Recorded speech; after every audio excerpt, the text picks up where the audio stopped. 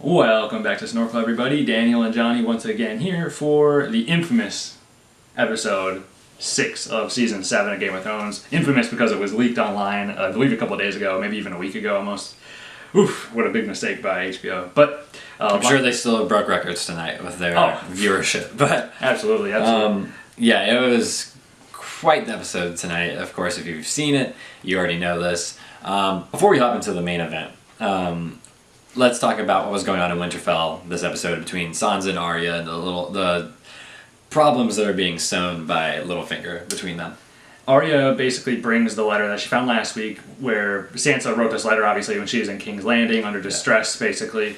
And which, in our video last week, we didn't know that. We were confused. Now they clarified that, and it makes sense as to why he would want that. Arya still made a good point. You didn't have to do that. All that kind of stuff. You turned your back on our family and father and all that. Mm-hmm. So she's really pissed off with Sansa. Sansa also basically is pissed off at Arya as well. Who are you? You weren't in my shoes. You don't know what I've been through. It was a really good scene, though. There was tons of dialogue, which I noticed this season. It seems like the scenes are a little bit longer, and it gives the actors more time to get their scene across, if you will, their performance. But it was a really good scene. Yeah, the first scene, the first major one where they are talking. And you can it's jab after jab, back and forth. It was really, really well written, well acted by both of them. Mm-hmm. And it just, the tension was ratcheted up throughout the entire episode because it cuts back to them, and really kind of culminates with Arya in Sansa's. They're in Arya's room, right? Yeah. And Sansa's lurking in there, trying to find some shit on Arya, and she finds the bag of faces that she has tucked away under her bed, and then Arya finds her looking through them, and she kind of explains what they are, and she plays this little game with Sansa, and it's really uncomfortable. She has the Valyrian dagger that Littlefinger had, and it's what the fuck, Arya? What are you doing? Are you about to kill Sansa? What are you trying to achieve here? And she doesn't kill her, obviously, but Sansa is shook. To put it mildly. Oh yeah, Arya put the fear of God in her for sure. She was just my little sister is basically a knight, if you will, a crazy assassin, and I'm just me, I have no way to protect myself. Yeah. She did say I have hundreds of men here, thousands of men, and she was like, well, they're not in this room right now. Yeah, exactly, and it kind of reminds me of that thing that Cersei did with Littlefinger years ago when they were talking about power and how she could have her guards kill him like that, even though he has all this power because he has all these secrets. Mm-hmm. So it was interesting to see that, and another thing that was going on in Winterfell was Cersei summons Sansa basically. And Sansa's nope, because last time I was there was hell on earth, of course, which is understandable. So she has this little, argument with Brienne, trying to get her to go. Brienne eventually gives in, of course. She wants to serve Sansa, and she leaves to go represent her in King's Landing. So that should be interesting. Not really sure what's going to go down with that situation. It'll be interesting to see Brienne seeing Jaime again, and how their feelings are for one another. But it's just Littlefinger. Was he in this episode? He talks to Sansa. He basically says Brienne could be some sort of he could help moderate she could help moderate the little dispute that they're having. Which I thought when the invitation for Sansa to go to King's Landing, I was well, I felt like maybe Littlefinger had something to do with that.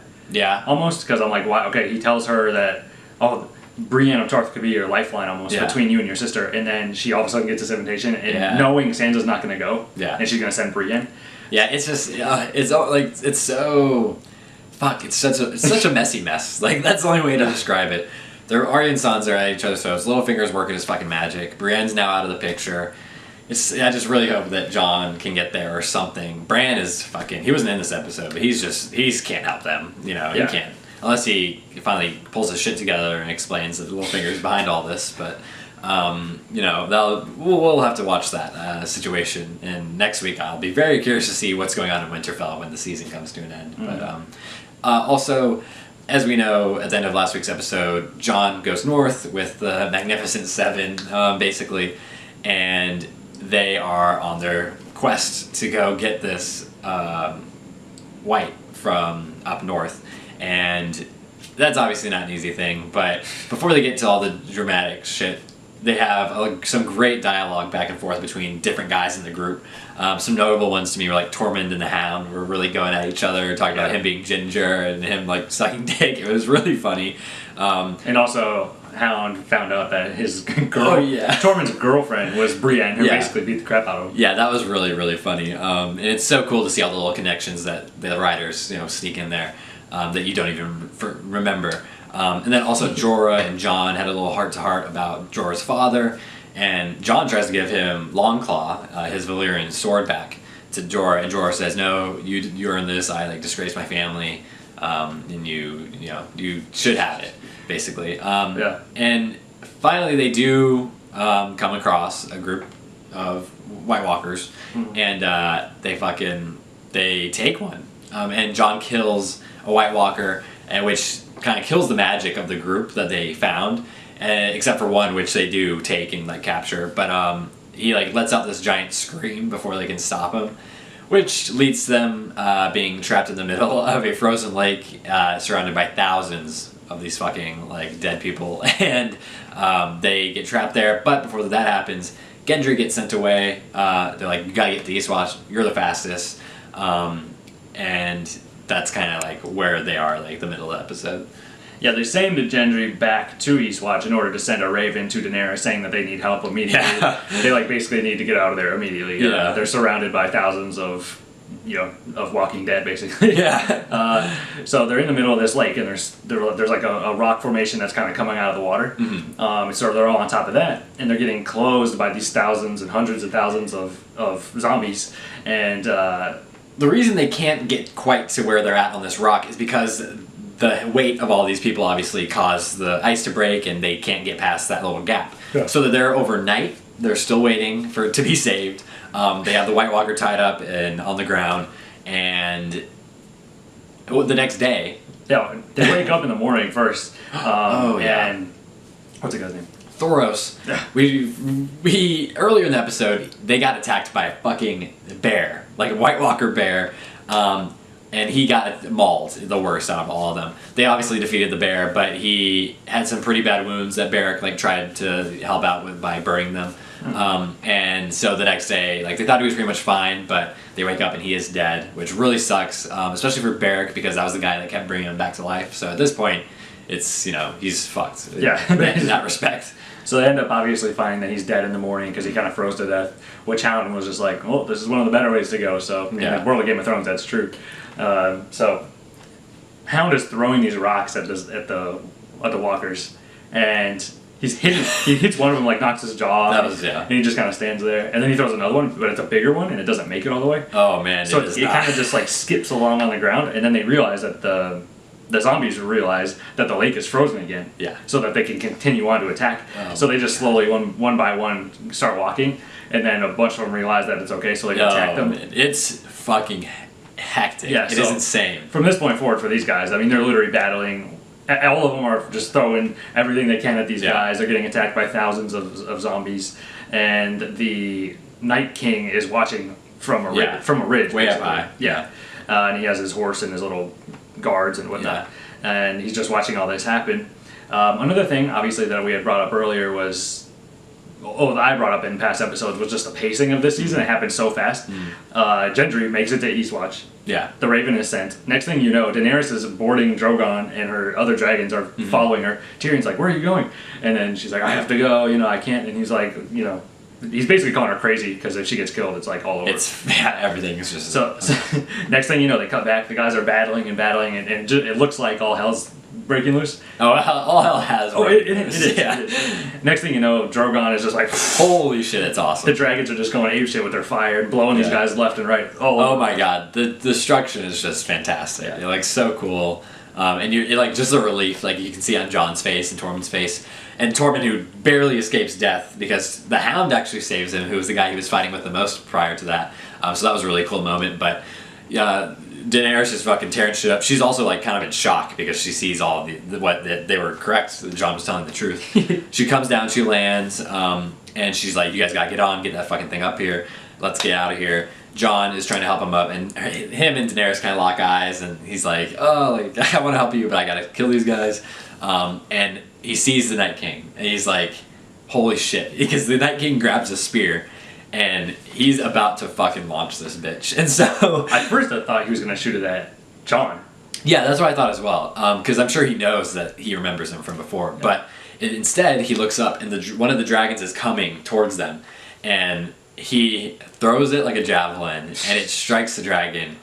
And oh my god, I was not expecting to be so sad. Like, and I didn't expect it to happen, first of all. But when it happened, like, it's like squirting blood and stuff, and it's like falling like really slowly and sadly. And smashes into the water, and then he slowly sinks into the lake. Yeah, he's just like... that was so sad. Oh my god. Yeah, and then he just disappears in the water, obviously. And when they see that happen, Jon and Daenerys are like, holy fuck. So Jon's like, you have to leave now. Like, you can't even take me. Because he's grabbing another spear, the Night King is.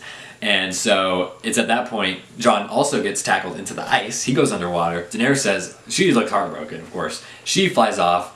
Jorah is like sliding off the edge. It's a complete, it's like a disaster. The other dragon also gets to escape, fortunately.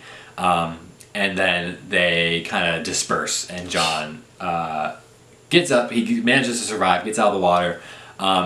But there are still some of the dead people are around. Yeah. And he is getting chased, and he doesn't look like he's gonna make it. Then all of a fucking sudden, Benjen Stark, his uncle, shows up. Who was like, he was really friends with like in episode like 1 and 2 of the entire series. He was looking for him all these years. Shows up. He's like, Uncle Benjen? Like, holy shit. Like, it must have been like surreal, of course.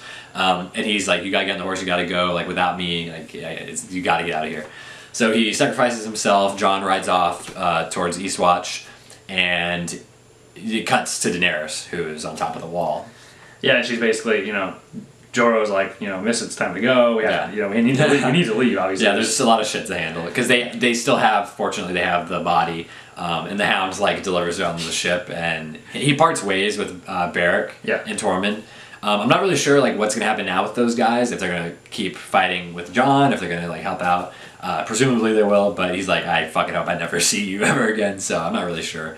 But it's at that moment when Jorah's trying to get Daenerys to leave. The horse comes, they're blowing the horn, they're like, yo, there's someone down there. Yeah. Of course it's Jon. They get him onto like one of Daenerys' ships, I guess. And he's obviously freezing. They take his frozen clothes off, and she walks in, and what does she see? She sees Jon, she sees all the scars on his chest and his stomach and things like that. Which is the evidence, obviously, that he was actually killed and brought back to life. Mm-hmm. Yeah, he had all the scars from seasons ago when he got killed. Yeah. Was it 2 seasons ago? It was the end of season 5. Yeah. So basically Jon is passed out, and he's like, when they're taking his clothes off, it's like frozen. Remember? Yeah, the noise was really well done. Yeah, it was really cool. Like anytime you take something out of the freezer, and that's what it sounded like. Yeah. And basically, if you go forward a little bit, Jon wakes up like probably the next day or the day after, and Daenerys is like sitting over him, like watching him, and you're just like, oh god, these two. Like, okay, so from my point of view, I fucking love Jon and Dany together. Like, I know that they're related, like pretty closely, but they'd like be the ultimate power couple. They're both fucking good looking. They need to get together, but obviously I understand why some people would be against that. But for me, this whole scene was like, it was like crack. Like I was all about it. So he calls her Dany, which he's like, oh, the last person called me that was my brother. I don't know if you want to be in that company. And he just says, oh, okay, well I'll just call you my queen. And he was like, I'll bend the knee if I could, but I can't right now or whatever, because he's all jacked up. And she is basically taken aback by that, like, because now he's saying you're gonna be my queen, and because you rescued us and showed that you were legit. Yeah, like our people will rally around you because you saved us. Yeah, and it was just a really like powerful scene. Like you could tell they like really liked each other. Jon was like, man, he was just like shook as hell. And so was she, because he almost died just then, and she saw him almost die, and she saw her dragon die, which is her child. And so they were just both like emotionally like and it's, oh my god, I thought they were gonna kiss. I thought that they were really like gonna go for it, but I don't know what's gonna happen with these two.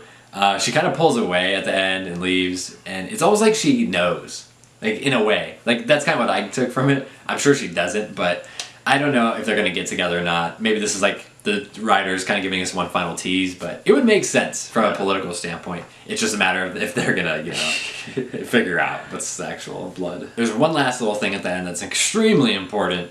The dragon that sunk to the bottom of the frozen lake. You see all these fucking Walking Dead pulling on these chains, and you're like, what the fuck are they doing? Yeah. Then you see the Night King like kind of commanding them, and they pull the dragon body out of the lake, bring it up onto the land. Yeah, there's like thousands. There's a ton, because obviously it's very heavy. It's way deep, I'm sure. The Night King walks over to the dead dragon. He like puts his hand on it, and it fucking comes back to life with blue eyes. And now Blue Eyes White Dragon.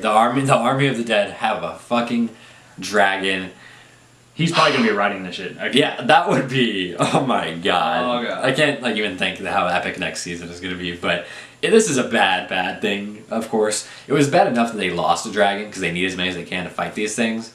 But now they're going to have to actually fight. Like, there's going to be aerial battle going on here. And is that dragon going to end up killing one of the other dragons? Exactly. Are they going to have to sacrifice their other dragons to kill that one? Yeah, I don't know. Is the dragon going to have blue fire? Is the dragon going to, like... Oh, fuck. Is the dragon going to blow ice out instead of fire? Who knows what the fuck's going to happen? Fire. But, yeah, this shit, that was the little, like, ending, and you know how epic it's going to be. But as far as grading the episode goes, I will say... It was so good. Yeah, it was good. I know what my score is. What's your score? My score is... Oh, no, I don't. I guess I don't know what my score is. I'm going to say 8.5 out of 10. No, I'm going 9.5 out of 10. Okay. This episode, a lot of the focus for me was obviously Beyond the Wall on their little mission, which was really well done. I was on the edge of my seat like the entire time, and just the stuff with Jon and Dany at the end, and the fact that they actually killed the dragon, they had the balls to do it. It's just so good. I mean, this is the best quality television that you can find right now. Yeah, so. This is must-see TV for sure. So yeah, I can't even imagine. Like, how can they top this next week? I don't know. What is going to happen next week? And in a longer episode, the longest episode they've ever done. The tease for next week, it wasn't very long at all. They didn't show too much. But the main thing that we can see is that they are going to go to King's Landing. They're going to hold this conference basically, and the people that we see in the footage are Tyrion, Jaime, Cersei, and Jon. And we have to assume Daenerys is going to be there too. I don't know.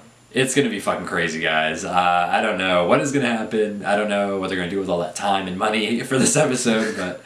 They spent a lot on this episode, so maybe this will be like a chill episode. I don't know. I wouldn't hold your breath on that one. But there's going to be a lot going on. I'm very nervous. Don't know if I'm going to be here to review it.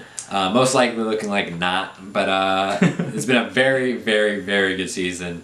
Even if I'm not here for next week's episode, I'm sure I'll be back to do some sort of recap. Thank you guys for watching. Leave your thoughts about the episode below in the comments. Also tell us what you think is going to happen next week on the extra long episode. Give us a thumbs up if you enjoyed the video. Give us a subscription because we're going to keep bringing you Game of Thrones content, other great content, movies, and everything else. So thank you for watching.